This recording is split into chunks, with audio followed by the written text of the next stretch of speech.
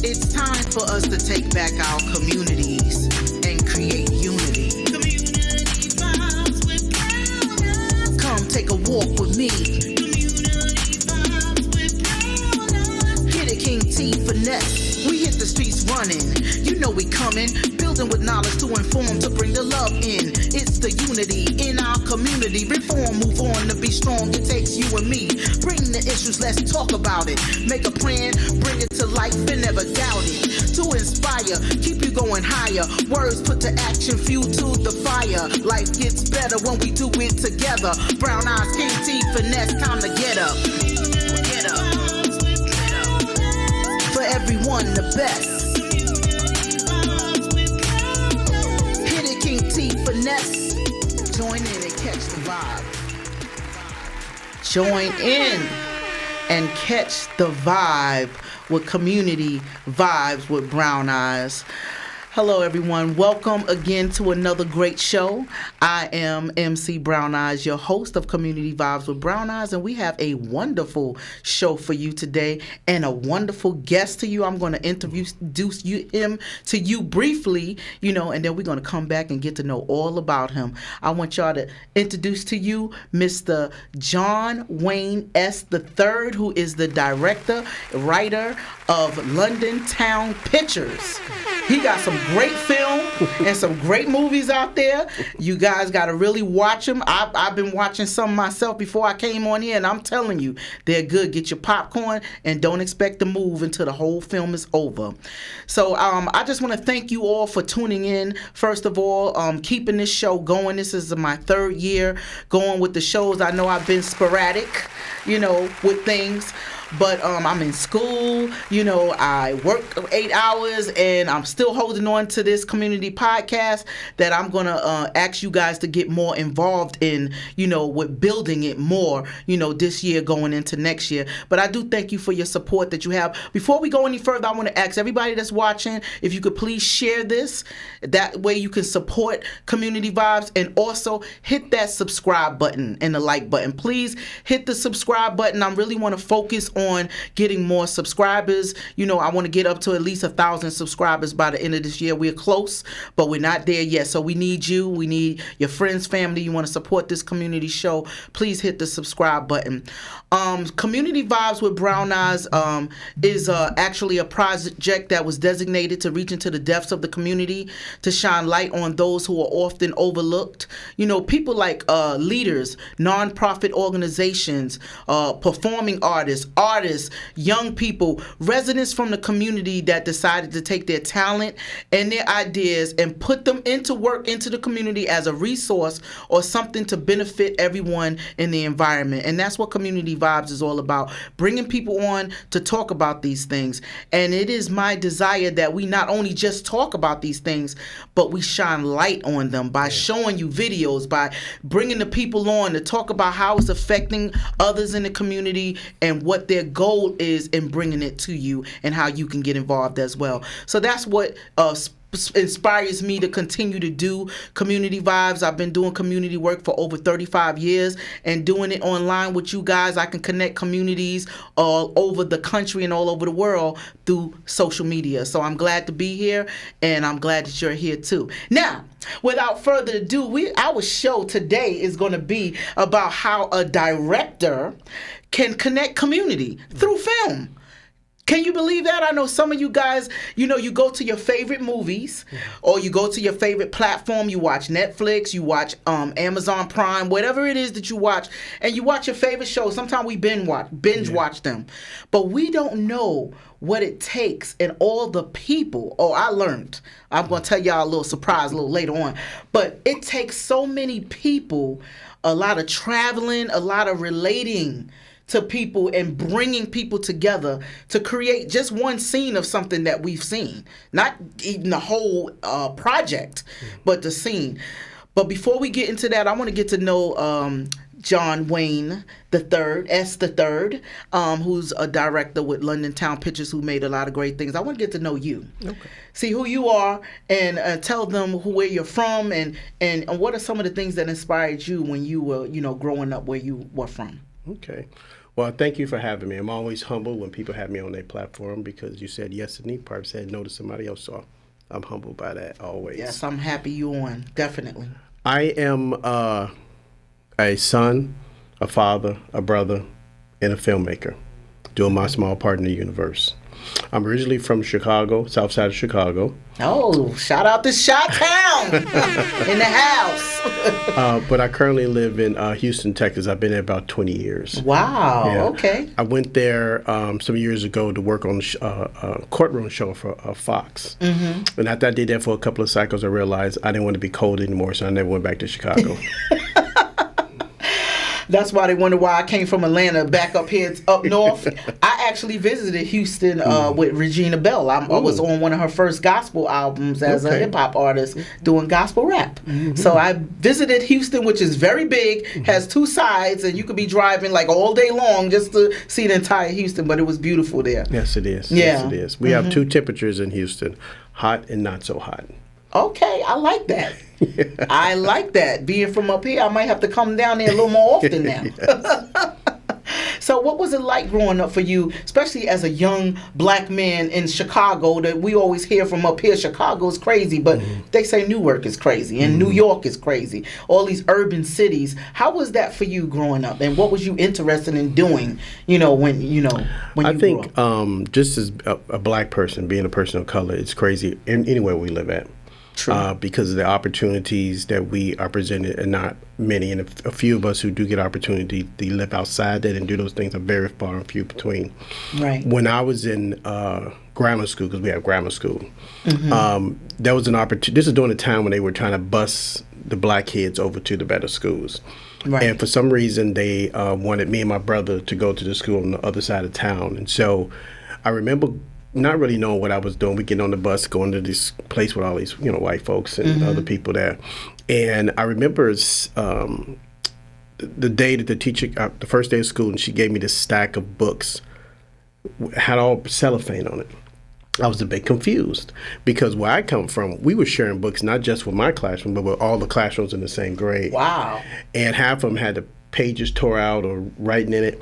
And I remember she gave me the stack of books, and I said, "Are these for me?" She said, "Yes." I said, "By myself?" And she said, "Yes." I had never wrote my name, the first name in a book. And every year that I went to that school, I got a brand new stack of books, which led me believe that there was a disparity in how people were getting information and education. Right. I was just fortunate to get the opportunity to do that. I had to go back home, every day, and I would see my friends. Half of them couldn't read on grade level. And, some of the stuff I was learning, it was just so far advanced. One of the biggest things that I did learn as a child is they used to have this thing once a year called Serendipity Day, which is kind of like career day, where the parents come up, and I would hear about so many different opportunities and careers that this school was where all the most of the news reporters and famous people kids went. Right. So the opportunity when we had career day was just abundant, from chefs to reporters to producers and just a variety of different things.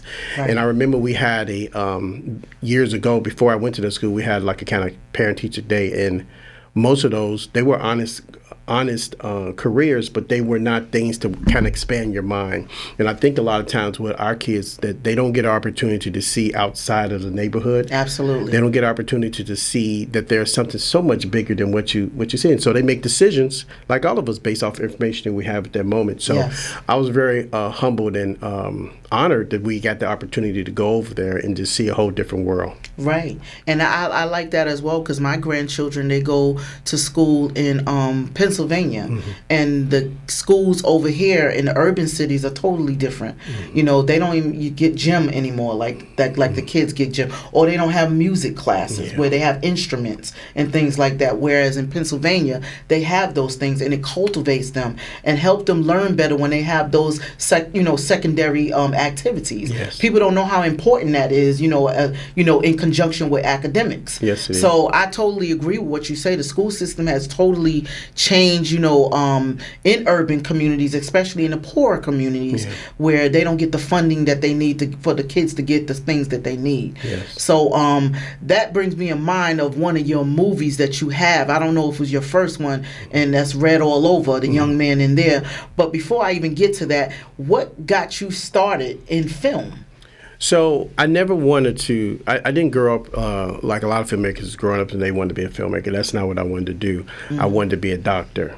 I wanted to focus on geriatrics. So my plan is that when I got I figured by the time I got out of medical school, baby boomers would start to retire and everything. And so what my plan is to get all these communities and put my name on them, put John Wayne on the name, and then they would flip that into a political career and they would vote for me because they live in my community. That was my plan. Oh, you wanted to be a politician. Yes, ultimately. But what happened was the summer that I had to start to look at like what medical school I was going to go to, this production manager called and said I left a message on the answering machine. And she said that I had left a message saying I want to work on this indie film. And I was like, no, I didn't. It's like, yes, you did. I honestly, to this day, I don't remember. Probably just a moment. The universe kind of pushed me to it, and I did it. Absolutely. And so at the time, I was a manager of this parking garage, and I just lost my job. So I really wasn't doing anything. So it was kind of like, oh, let me say interesting. I'll go in for a second. It out. Yeah, it's for a second assistant director on this indie movie. I went in and talked to the guy, had like a suit and tie on and, all dressed up. And he realized 5 minutes into the conversation, I couldn't help him do nothing because I didn't know nothing about film. I was lost in the whole process. Right. But she calls me back and said that she really, they really liked me. And I couldn't do that job, but there was a production assistant in the art department where I'd be interested in. Because the guy that they had hired, he's from Canada, and he didn't have a driver's license. Truth be told, mine was suspended at the time, so I shouldn't have been driving nowhere. Oh, Lord. Suspended! Suspended. But the idea of life, you figure it out. You say yes and you figure it out. And so I worked on the film. Ironically enough, just the way the universe worked, it was director George Tillman's first film out of film school. George Tillman went on to Soul Food, Men and Barber, Barbershop. This is his first film after he got out of film school. This is like, he had got Academy Award for it. I didn't know him from anybody else. I was just doing something, really. Right. And I met this other guy who didn't go to film school either. And he went to like a class for directing, like a community program for directing. Right. During that time, if you wanted to get a music video done, you either went to New York and LA. There was nobody in the middle of America doing stuff like that. Right. And so we decided after we worked on that, and I worked, with Bob and them and his partner on other stuff, we decided we were going to start doing music videos in Chicago.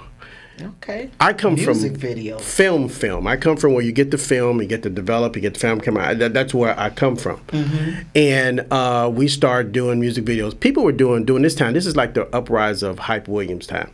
People spending $20,000, $30,000 on music videos for songs that weren't even on the radio. Yeah. They weren't even on the radio. They just so they can say they have a video. Yeah. And so we started doing music videos, and we got it was working really well. And so people were coming to us, and we were doing videos. During that time, I went and we did a video for this producer named Steve Silk-Hurley. Steve Silk-Hurley had a management company, and he was working with some artists from RCA. And he was starting a company, and he was like, we did some videos for him. He said, hey, John, I want you to start this company. I want you to come on as a publicist. And I said, Steve, I don't know anything about being a publicist. He said, I think you can do it. And I ended up staying there and becoming the director of international A&R. I ran his office in Japan and in the UK. Wow. So when his deal was over and when he decided he didn't want to do the management anymore, I knew everybody at the labels because working with him, I knew everybody who commissioned music videos. So I went back to start doing music videos, to doing that. So during that process of doing music videos, I did do a couple of movies. I come from the guy who was on the street and went to the mom and pop with the VHS tape and selling movie on the corner selling. That was right. Me. I remember that time. I was that guy. Yeah. I was selling $5-10. Got my movie. Go to the mom and pop stores. Red All Over was the first wide release movie. I had did two movies before that, but it was the wide release movie that I did. Red All Over is about both sides of the gun violence issue. Yeah. A lot of times when you have a situation where some young person, particularly one of color, shoots somebody, they demonize them. The pundits on TV demonize, not really understanding that people just don't get up in the morning and decide to shoot somebody. There's a story behind that. Absolutely. And so I try to tell both sides of the story. The young girl, she was somewhere where she shouldn't have been. Her father told her not to go there, and this boy's dealing with bullies, and his mom is alcoholic. His mom's recovered addict, and his father's alcoholic. That's a lot for a young person to process. And I like it because I worked for a youth program for about 25 years, and I worked with young people in the inner city, and the story of in Red All Over is so real to me. You know, growing up in Brooklyn myself, I lost a lot of friends before we even graduated out of high school through street violence. I'm talking about, you know, I was going to funerals a lot as a teenager, and luckily my mom was smart enough to see that I was going through so much trauma. You don't even realize it as a young person, that she took me to a psychiatrist, somebody to talk to, and then I got involved in different youth programs to help me think my way out of that life where I thought that I wasn't going to be anyone. I used to think that I wasn't going to even live till I was to be 40 years old, you know, and but a lot of people and a lot of friends of mine can relate to that, because we lost a lot of friends before we even graduated high school. It was a horrible thing, but everybody had a story, like you said, behind what happened and how they got set up through their environment to be in the place where they were when that happened to them. But before I talk about it even more, I want to roll that trailer for that so the audience can see. Let's run that trailer for Red All Over. Okay.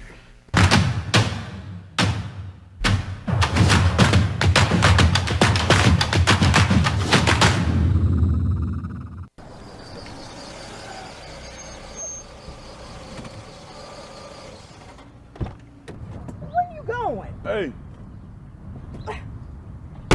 Be right back, mama. Boy, you better hurry up. I'm already almost late for work.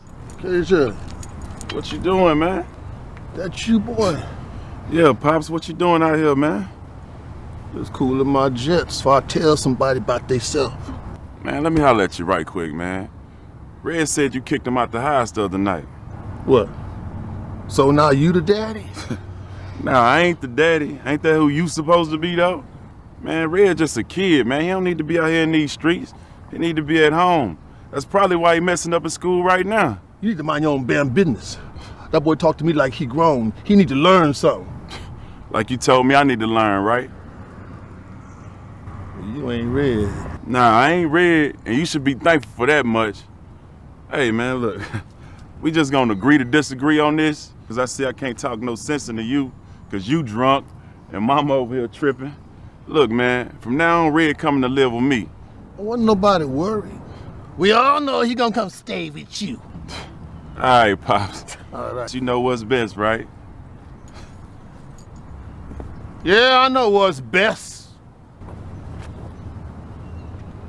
Kick your ass on. And you had 2 trailers to this, and I chose this scene.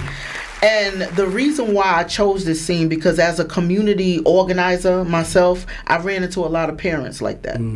You know, you see this kid in distress, and they're and on the verge of, you know, going to jail or getting into some kind of trouble that they might not be able to get out. And you go to the parents, and you realize the parents need help before you can even help the kid. And it was so powerful how the older son came and said, hey, you know, like, he's realizing this young man, Red, is in trouble.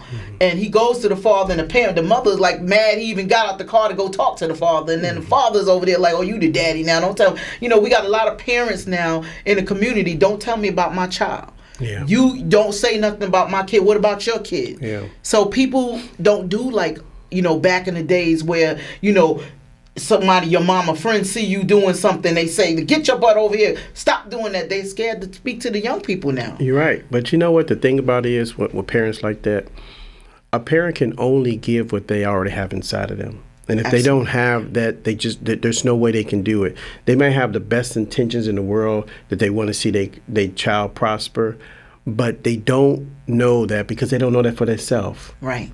You know, and so it makes it really hard. A lot of times when kids go to after-school programs and everything, they're hungry for somebody to pay attention to them. As much as the child who is people consider being bad and not doing what he's supposed to do, he wants rules. He wants somebody to give him structure. He's sitting there just lashing out to get attention because nobody's paying attention to them. Absolutely. You know, and so we got that is a thing that we have in the community a lot of times. But also, too, being a father my own self, there are a lot of fathers in the community who are doing what they're supposed to do. Yes, there is. There are there who have been there for their kids, who tucking them in the bed at night, make sure they do their homework. Shout out to those dads that's out there tucking those babies in bed and doing for their children, because we don't give them enough props. Yes. You know, even on Father's Day, it's just dry out there. We got to give the fathers a little more props than what we give them. And mothers know you can't say Happy Father's Day because you're a single parent. You're still a mom. That's right. That's right. It's the funny thing about Father's Day, I usually get the socks and everything. People spend a lot of time with mothers and fathers are very important. You didn't make this child by yourself. Right. And a product of who they are, it's half that person, half the other person. And if we can find a way, especially in our community, to be parents, to do what's better for the child than what's for ourselves, then I think our child will be more prosperous. But as I stated before, a lot of times people just don't have that in them. I see a lot of kids who prosper just in spite because they just have endurance and they just want to do better. Right, they want to, yeah. But there's some of them kids I meet that want to do better, their situation is just bringing them down. Absolutely. And they just can't seem to find a way out of it. And it's like, what do you do how do you help these kids who won't help? They're misunderstood. At the same time, they're not getting the support in the house. So it's a hard thing. It's very hard because you have to work with the parents. Yeah. And it's hard to get to the parents. And then the parents have their own situation that we don't know about, that they've been victimized and went through it, that make them, fall out of, being a role model for their own children. Yeah. And I've seen that a lot. And a lot of them don't want to be that way. Yeah. But they have their own history that they've gone through, and they need a little help to get out of it. I always say mental help is real in our communities, and I don't think we address it enough. Yeah. We just look at people as them having a problem and they're not doing well, but we don't know why. And there is a reason, like with the young man that he was being picked on at school, he was being bullied in the neighborhood, he went home, his father was drunk and arguing with him, throwing him out in the street, his mama was on drugs. So what do you do as a kid when you have no power and you faced at every angle with a wall up against you and you don't know how to break out, and that's why, I think it's important to have community leaders and people that are out in the community and snatch some of these young people up and do things to show them something new so they can have some kind of hope in their life. Yeah. Even your film in itself, I'm sure, inspires some young man that probably say, wow, that's just like my situation. Yeah. Yeah. I'm not alone in this. Yeah, I see that a lot when I talk to kids about it.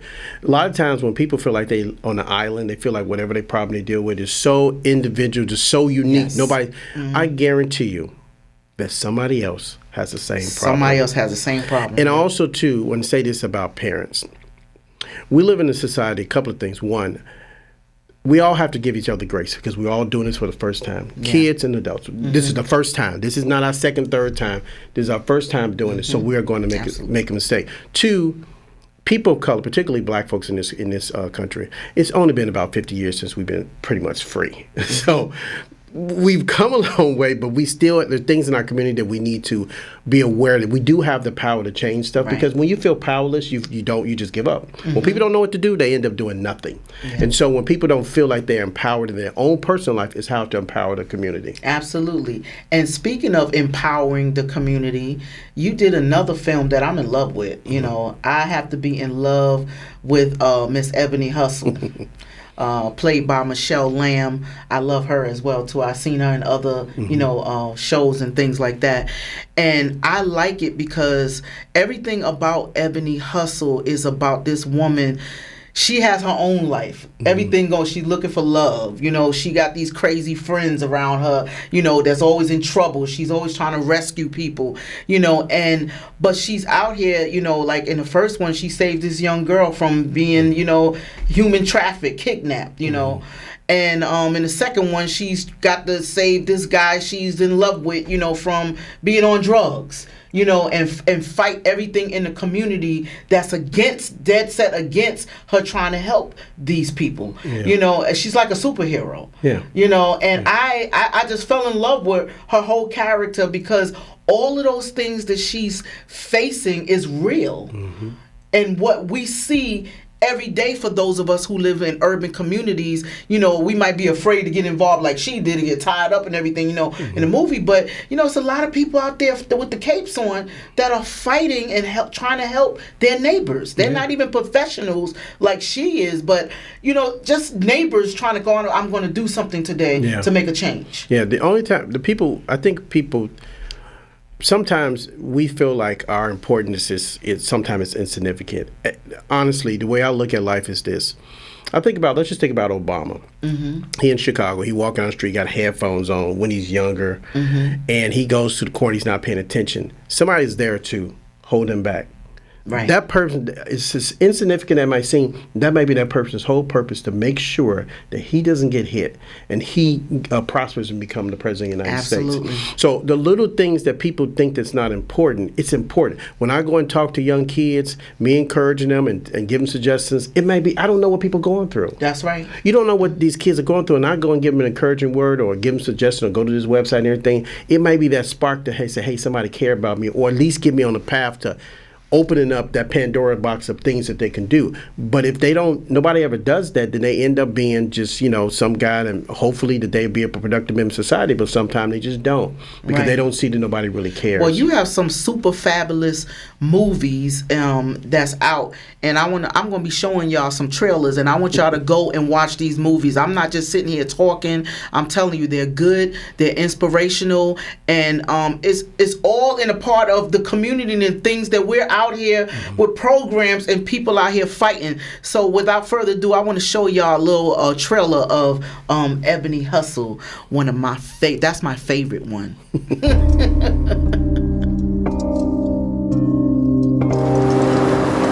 When that time, I take out my teeth. That's on my mama. Let me pop the trunk. These pills? Up, stuck. Okay. Welcome to the 2023 Global Mixed Gender Basketball Combine. This year's GMGB Combine could go down as one of the most exciting in league history. It's been quite some time since a highly anticipated player such as Matt Pendleton entered the Combine. Let's go, baby. Good job, baby.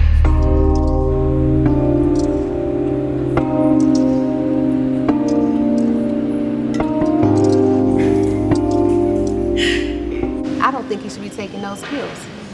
It's messing him up. I told you about what? Pills. I need you to stay out of my business and out of Mac's life. What? You'll be the first to know. New case?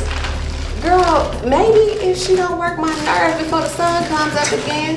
This crazy ass girl with 3 kids want me to help her find her baby daddy and serve him with some papers for a maternity test. But apparently, since when you serve papers and shit?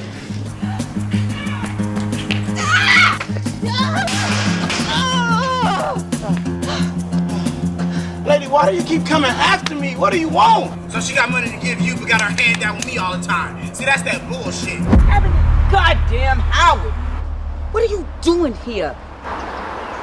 Deborah, I mean, we were once friends, right? Operative word is word.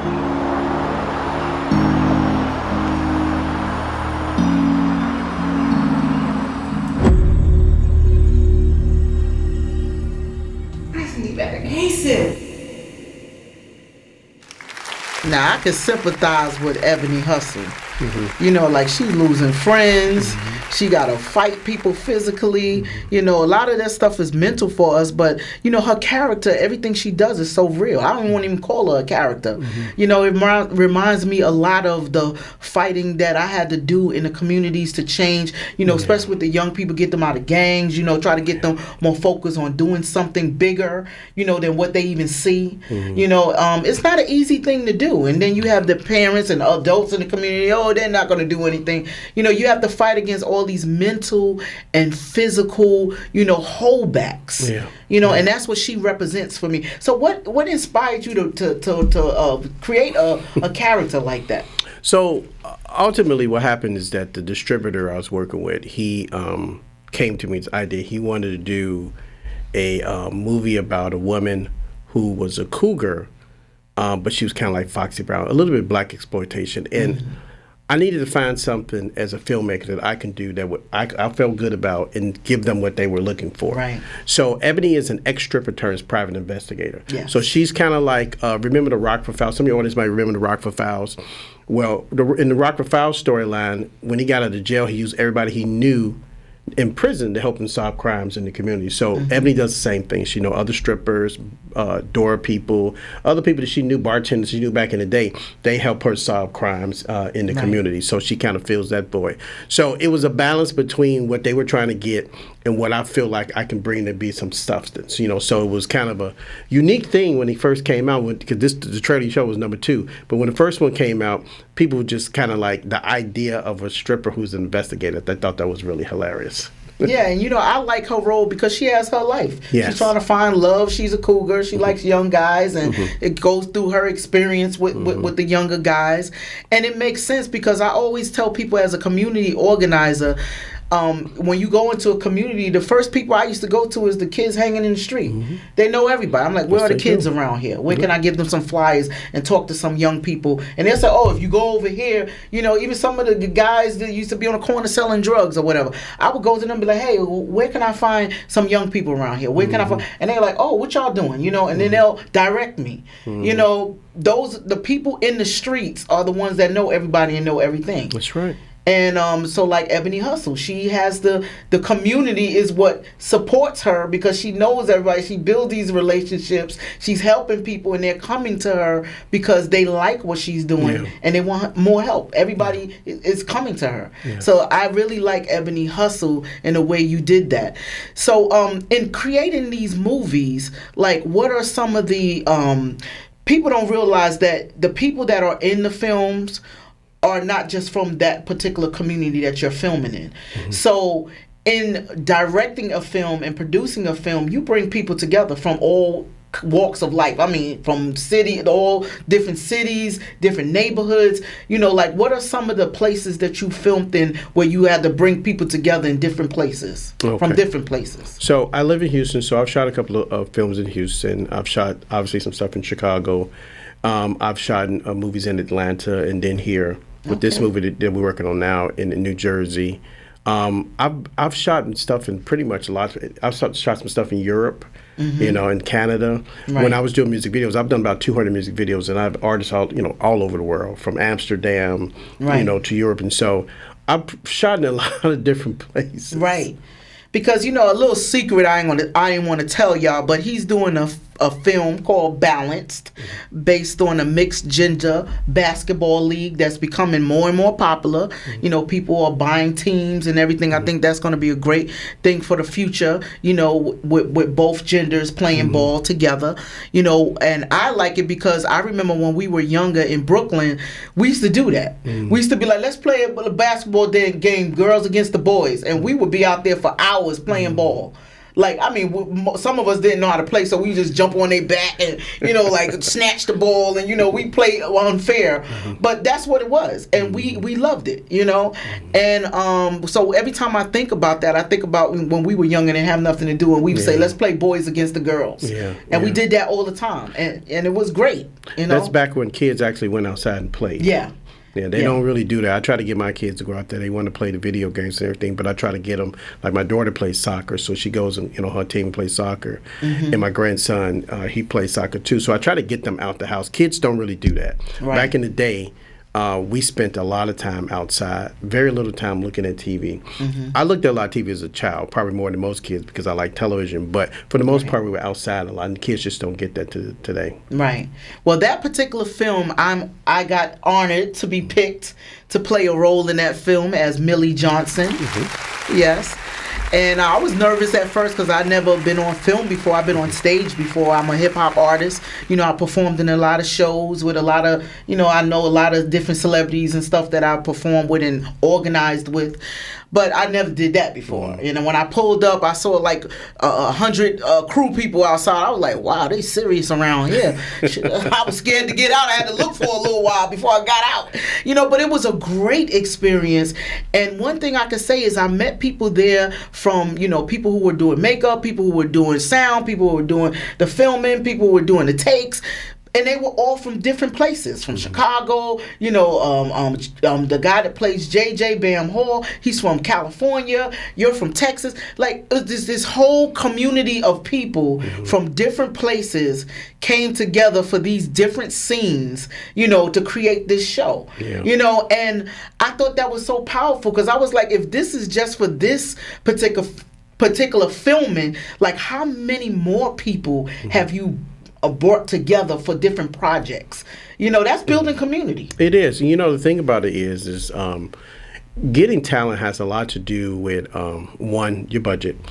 Two, it has a lot to do with just your story and trying to find the best people to tell the story. You know, in this particular case, in Balance, Bam Hall, who plays JJ in it, he is from LA.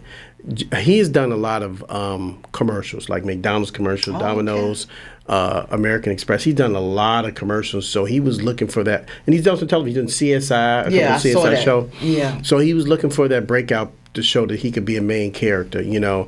And the other actors, they were from different places. A lot of them from here in New Jersey. The guy who plays, his name is L. James. He plays Rolando, and he is from here. He's done a lot of television. So it's really just about finding people that make sense. When I talk to people, when I audition people, I spend more time talking to them to see who they are as a person, to see if there's something that we can kind of collaborate, because filmmaking is a collaboration. Yeah. It's not really about what necessarily I have a vision about what I want to do, but I'm not playing a character, so I try to find somebody that I feel like who can fulfill what the character's trying to be, and also bring some of themselves to the role too. Just like the character you play, I thought you was perfect for it. I know you're probably surprised when when we even reaching out to you and everything. Yeah, well, I want to give a shout out to Janine Ford, who played a CO with me in a play that we were in, and she called me and said, "Hey, they're looking for people for this film, and I think you fit this description of a character, you should send it." And I was like, nah, I'm busy right now. I don't, I got my podcast, I got school. She was like, just send in a headshot, and a body shot. I said, oh, they probably not gonna pick me anyway because I don't have nothing professional. So I just snatched my best pictures, and lo and behold, Mr. Wayne gave me a call and said, can you send me a video? And I was like, wow, I got a call back, and now here it is, I'm playing this role, and I really appreciate her for pushing me in that direction. Like you said, somebody had to push you in the, the phone call came and you didn't remember, like saying you was interested in any role, being a director or anything. And that's how I felt with this. I was like, well, maybe, this is my purpose. This is where I'm supposed to be. And I really, now that I've done it, I really enjoy it, and I probably will do more now, because I enjoy it. And so I want to give a shout out to her, Janine. She's playing the person that put the boot on JJ car. It's not a meter maid, but they call that city worker. City worker. Yes. Shout out to the city worker, my Janine Ford. I got to give you a shout out. She's from New Jersey as well. That got me involved in it, and I'm happy to be here. And now you're here on the podcast. But I know that you have another film that's up and coming, and I like it because from the trailer, what I've seen is young men that travel overseas, and they have to cope with the differences of what they know as opposed to the new community that they're in, and they have to learn some new things from that community, and that community have to learn some new things from them for them to be able to get together and be successful at playing ball. Yes. And how do you come up with that, that type of project? So Ballin' Abroad is a documentary about professional basketball players who go play overseas in China and Europe. So the main character in the documentary, there are other professional players, is Sonny Weems. Sonny Weems is like the Michael Jordan of China. I know a lot of people don't know him here, but overseas, he's like walking down the street now, all kind of fawning for him. He can't go outside because he's that famous. Right. They came when they were doing the project. They came after they did most of the filming. They came to me and we talked about making some changes. So my role is just as a producer. I came and produced. We made some adjustments to it, and for them to get distribution. I think it's a really great story because a lot of times with our kids, even though there's other opportunities to do besides playing basketball, but they feel like if they can't play for the NBA, that they miss the opportunity. There are tons of basketball leagues all over the world. All over the world. As a matter of fact, they'll probably make more money overseas than they would make over here. Yeah. You know, Yeah. so the opportunity for them to actually explore that, it doesn't stop just in America. It's everywhere. It's everywhere. Yeah. And their coping is really, I mean, like just watching the trailer, I can't wait to see the whole entire piece, because just the coping with a new environment and being successful in somewhere new and different is just a big growth spurt for them, but there's growing pains as well. And just so I could give you an idea what I'm talking about, because, you know, I'm looking at the time, I want to make sure we get everything in.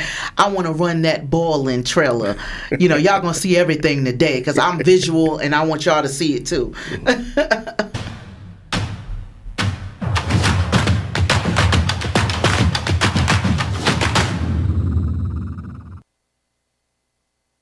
Coming from the NBA, the expectations of going to Europe. When you go to Europe from the NBA, they just expect a lot out of you.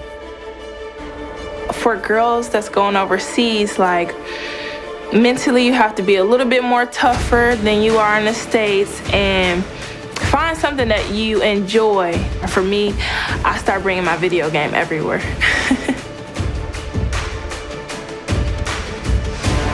I take care of a lot of people, so I'm over here doing this grabbing myself. I just see my bank just minus.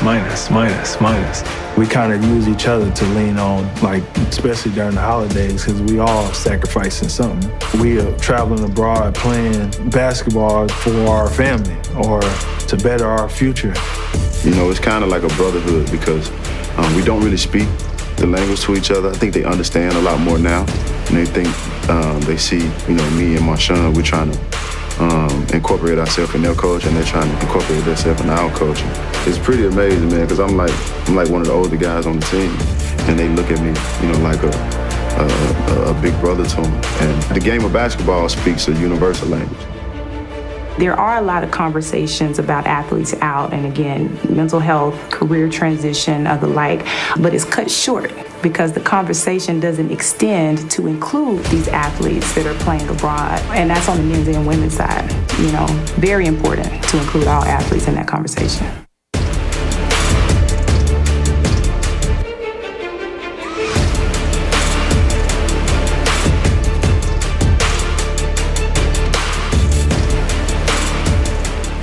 Night pick come around, Chicago Bulls select Sonny Wynn, and all I hear in the background, everybody's just going bananas. Everybody going crazy. My mom, so my dad busts in the room.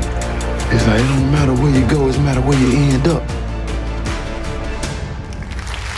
Balling abroad.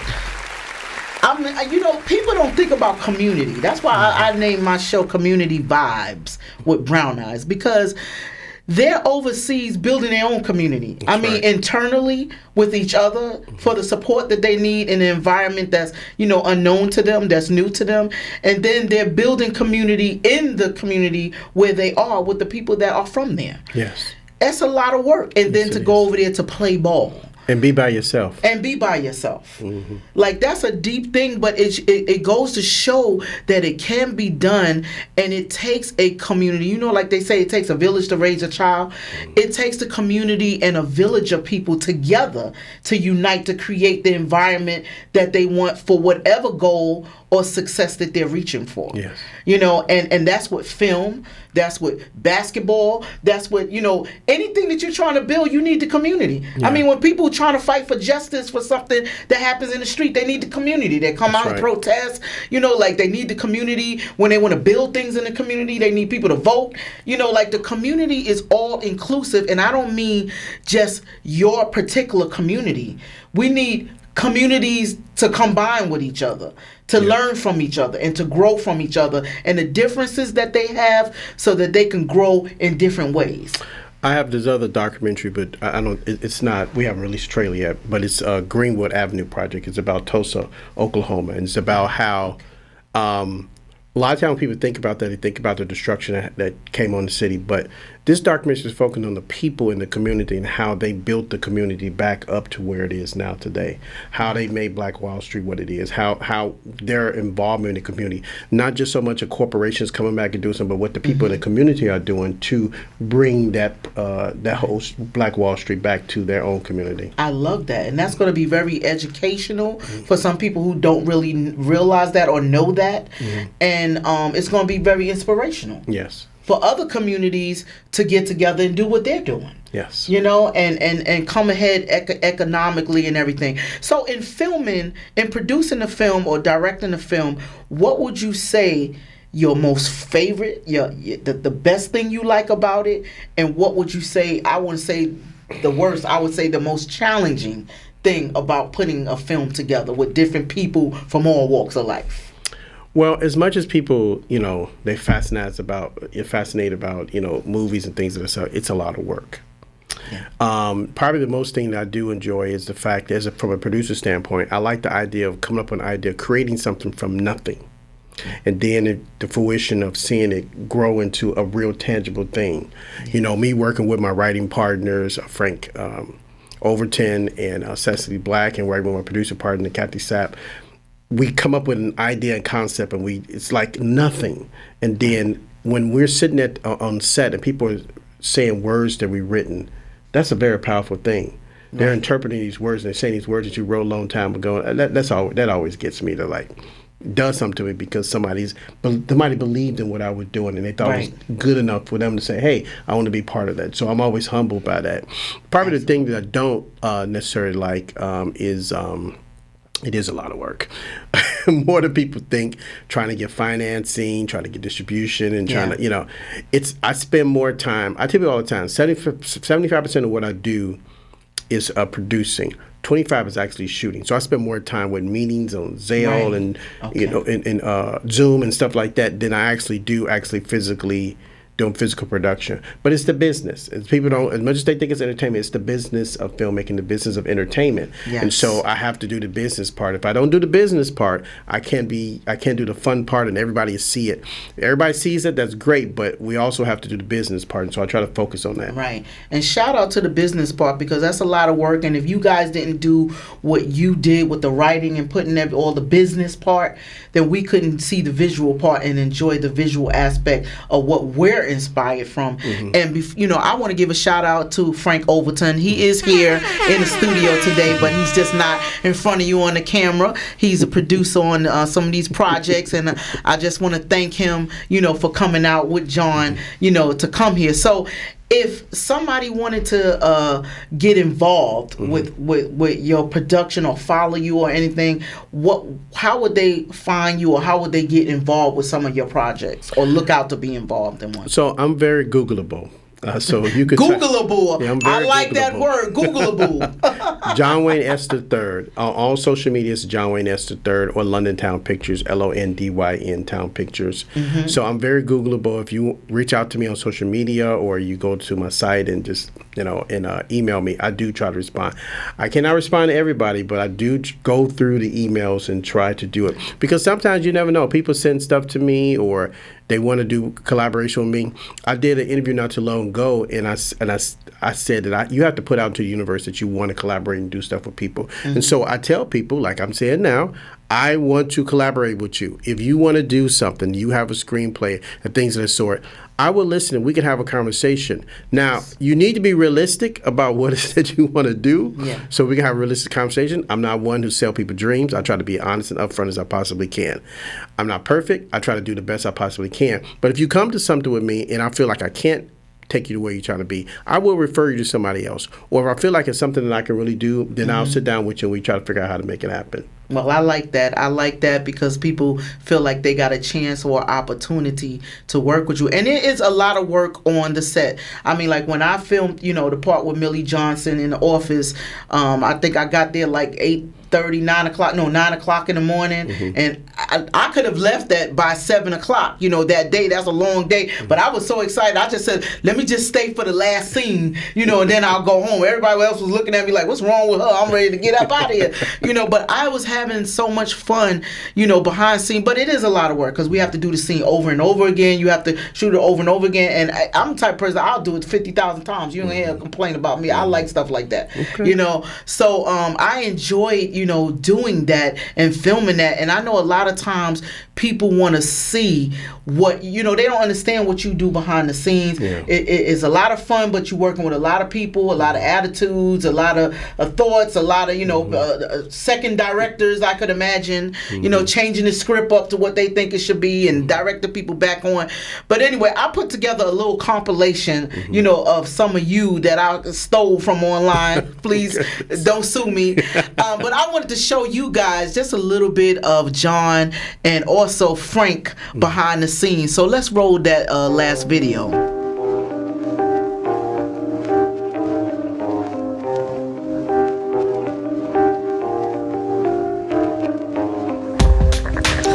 Hey, another day.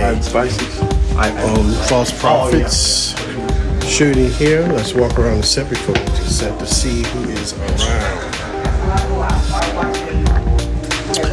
Instagram Live.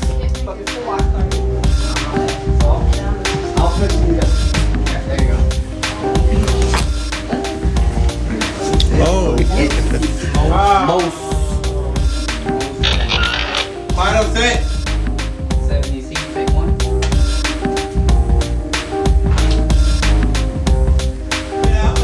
all right, people. We're back later. Instagram talk to you.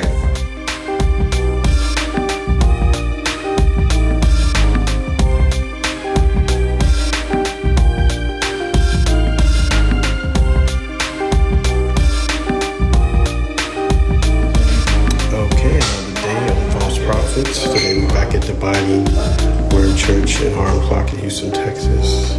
Let's see what everybody's doing today. Quiet on set, please. Right, audio, camera. Camera speed. 71D, take one. Instagram Live. Frank, you have something to say? Instagram Live? Hello to everyone out there in Facebook land. It's Instagram. I'm sorry, Instagram land. But invited the copyrights on that one. But yeah, we're here filming at the Londyn Missionary Baptist Church. And I'm going to see if I can get some of that cake. All right, I think we all gonna want some of that cake. Okay, everybody, I will get back later. As always, stay focused on eternal. Do you want to form an alliance with me? Absolutely, I do. Good. Excellent. Do you want to form an alliance with John and Frank? I think I do. I have a couple of stories I like to tell them about that we can get into a film with. But the compilation is from a bunch of different clips that you put together, because I'm a movie creator too, if you notice. In my own little right, I like to create videos. I take people's stuff all the time. Sometimes people come on the show and they're like, where did you get that from? Who did that? Because I raid their page once I know they're coming on, so I can show people.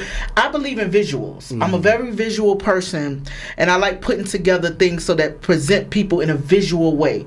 Because when you tell people something, sometimes it's one thing to say it, but when they see it, that's right, they're like, whoa. So he showed all those scenes with, all the people you're working with, the take, and, how you guys acted out over and over again till you get it perfected, and, getting cake at the church. I wish I had a slice of that cake too. But it's exciting. It's a lot of work, but it's very rewarding when you come out to see the final project. Yes. So kudos to you and Frank and Londyn Town Pictures and all of the work that you have done and that you're doing, and I look forward to being a part of more, y'all. You got to put a word in for BrownEyes. So, we winding down to near the end of the show. I wanted to ask you, if somebody, a young person, adult, or anybody wanted to get involved in film, be it being a director or being an actor, what would be one tip you could give to them to tell them that where they need to start? So I think I started as a production assistant, and so really getting on the ground floor and kind of understand what people do. I didn't go to film school. I'm not against film school. I think you should go to understand how things work. But if you don't go to film school, you really need to try to work multiple departments so you can really understand. It's hard if you try to direct somebody or produce somebody, you don't really understand that person's job. You don't know how to do it fluently, but enough to know that if you ask them to move this camera over here, how long it's going to take. Versus like, I don't know why it's taking so long. Yeah. You have to have some empathy. And the only way you can do this, you really need to understand what people do. So spend some time, humble yourself, and really kind of look around and work on the set and say, what can I do? And there are other things besides being producers and directors. Right. I knew a guy who used to work at the studio, on the studio level, back when they had film. His job was just to take the film cans from the set to the vault. Right. He was getting $1,500 a day. Wow.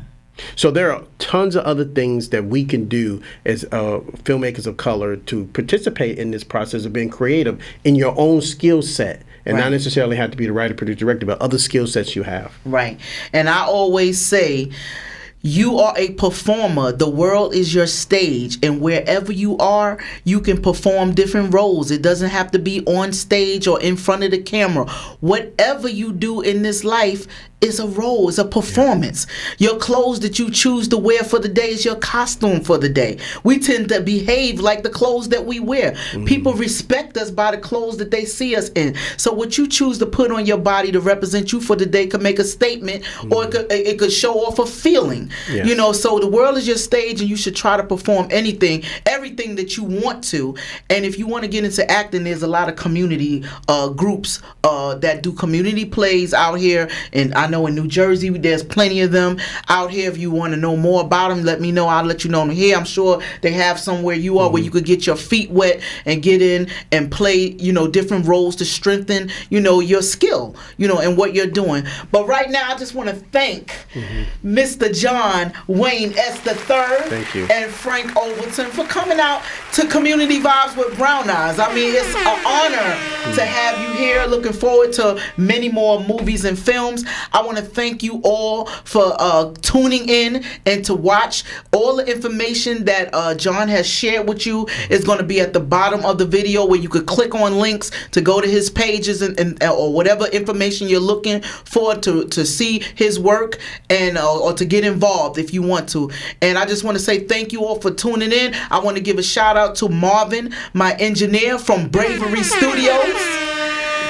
And to let you know that this show has been produced by myself, Brown Eyes, lyrics from raps, and the music has been created by King T Finesse, my producer. And the video that you saw when you first came in is from Shalik Beats from the Beat Shop. I want y'all to continue to tune in, continue to be engaged and involved, and I'll see you all on the next show. And I'm going to leave out with my song called Diamond, because you all are diamonds. See you next time. Thank you. You're welcome. Thank you.